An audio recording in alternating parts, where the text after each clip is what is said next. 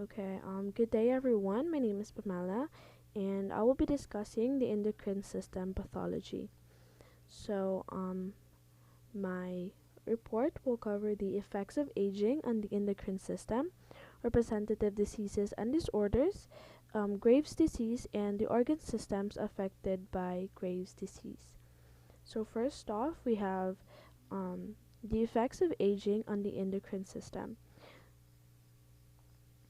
Age-related changes to the endocrine system includes the gradual decrease in the secretion of some, but not all, endocrine glands. Some of the decreases in hormones may be due to the fact that older people is commonly engaged in less physical activity. Um, for example, the growth hormone or the GH secretion decreases as people age. However, regular exercise may offset this decline. For example, the older people who do not exercise regularly have significantly low GH levels than older people who exercise regularly. Decreasing GH levels may explain the gradual effects or the gradual decrease in bone and muscle mass and the increase in adipose tissue, which is seen in many elderly people. So far, the administering of growth hormone to slow or prevent the consequences of aging has not been found to be effective, and this could cause unwanted effects. And next, we have the decrease in melatonin secretion. So, this could be influenced by the age related changes in sleep patterns, as well as the decrease in secretion of some hormones such as growth hormones and testosterone. The next is the decrease in thyroid hormone secretion. So, the slight decrease in thyroid hormones um, is actually caused by age-related damage to the thyroid gland by the immune system. So, approximately 10% of the elderly women experience some reduction in the thyroid hormone, but this tendency is less common in men. Next, we have the kidney secretion. So, the kidney secretes an enzyme called renin, and it is responsible for the blood regulation. And since there is less secretion of renin, no, it actually reduces the ability of the body to respond to the decrease of blood pressure. Next is we have the reproductive hormone secretion. So reproductive hormone secretion gradually declines in elderly men and women, and this is when women experience menopause. Do kanang dili na bitaw kanang mag-menstruate ang babae every month. So that is menopause. No? And next we have the decrease in thymosin secretion. So the decrease of thymosin secretion from the thymus, no, um, actually causes fewer functional lymphocytes. The production of this actually causes the production of fewer functional lymphocytes, no, and the immune system becomes less effective in protecting the body against infections and cancer. Lastly, we have the um, parathyroid hormone secretion. So naturally, parathyroid hormone secretion increases to maintain blood calcium levels. But if dietary calcium ions and vitamin D levels decrease, as they often do when it comes to elderlies, no, consequently a substantial decrease in bone matrix may happen. In most people, the ability to regulate blood glucose does not decrease with age.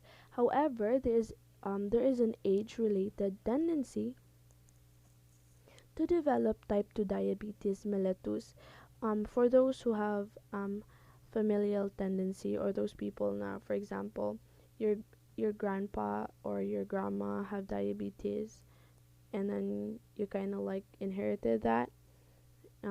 So that is how it works, and it is correlated with age-related increases in body weight as well.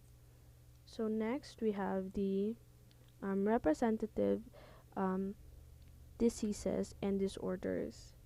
So first we have the diabetes insipidus, Hashimoto thyroiditis, primary hyperparathyroidism, Addison disease, and gestational diabetes. So diabetes insipidus, it is due to the lack of ADH from the posterior pituitary gland, that results in excessive urination. Um, Hashimoto thyroiditis is an autoimmune disease in which thyroid hormone secretion can be decreased. So this actually causes metabolic rate to decrease, and weight gain is possible, and the activity levels are depressed. Um, the third one is the primary hyperparathyroidism. So 90% of the cases is due to adenoma of the parathyroid gland. This causes the blood PTH levels to increase above normal and can cause elevated blood calcium ions. No, calcium ion levels. It could also it could also weaken the bones and possible muscular weaknesses. We have also the Addison's disease or the Addison disease. This is caused by the low levels of aldosterone and cortisol from the adrenal cortex. So low blood sodium levels um, and low blood pressure, and it could also cause excessive urination. And lastly, we have the gestational diabetes. So this develops in pregnant women due to action of the placental hormones. No, so human placental lactogen or HPL. In some women, no, the HPL overly desensitizes the woman's insulin receptors that causes the elevated blood glucose levels in the mother, and it could it could also cause excessive um, fetal growth if not given a medical attention. Okay, so next we have the Graves' disease. So Graves' disease is caused by altered regulation of hormone secretion, specifically the elevated secretion of thyroid hormones from the thyroid gland. Approximately 95% of Graves' disease cases is caused by the immune system na gaproduce sila og unusual antibody type which bonds to receptors on the cells of the thyroid follicles, and this stimulates them to increase the secretion of thyroid hormones.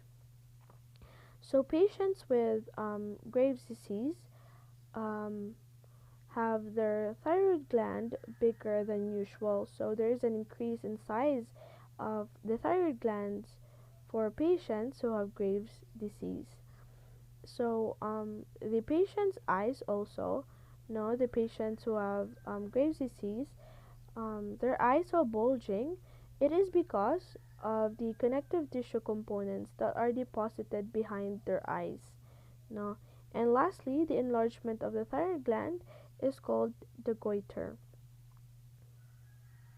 So as you can see in the first picture on the upper part, there's a bulging of the eyes. No, as I've mentioned earlier, it is because of the deposited connective tissue behind the eyes.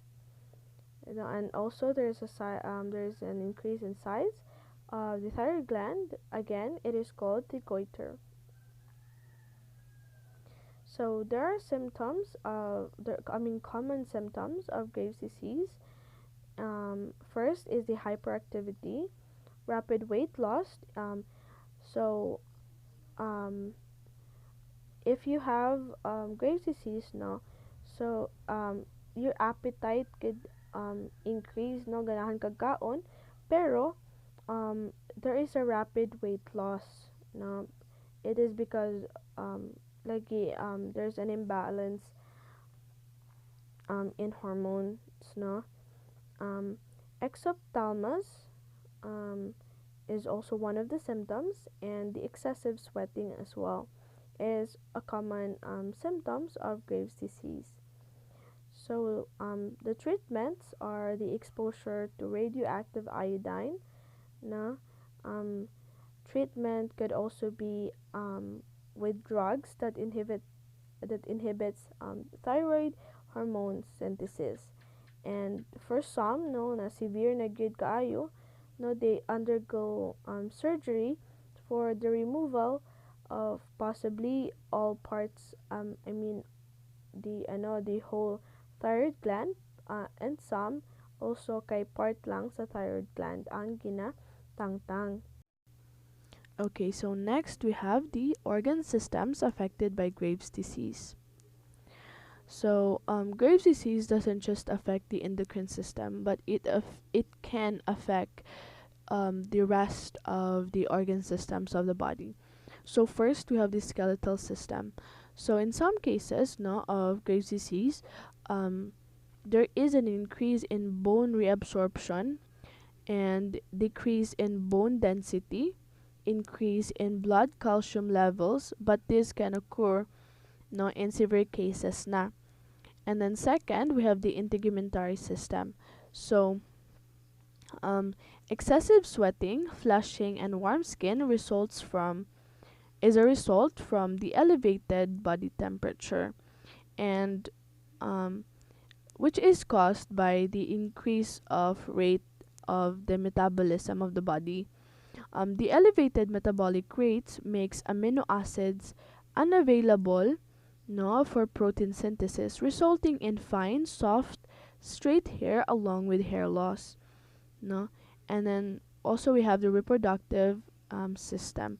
So Graves' disease can actually cause a reduction of regularity, no, when it comes to menstruation, or it could actually stop, or yeah, it could actually make the woman lack menstruation, no.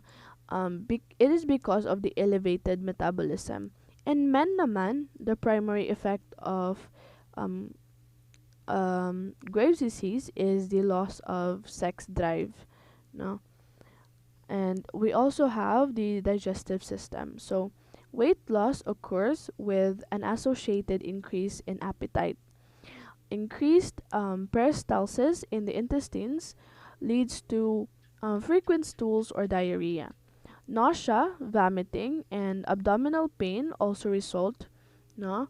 Um, Hepatic glycogen stores and adipose and protein stores are increasingly used for energy, and serum lipid levels like trigal- uh, tri- triglycerides, phospholipids, and cholesterols decreases. No, the tendency to develop vitamin deficiency also increases.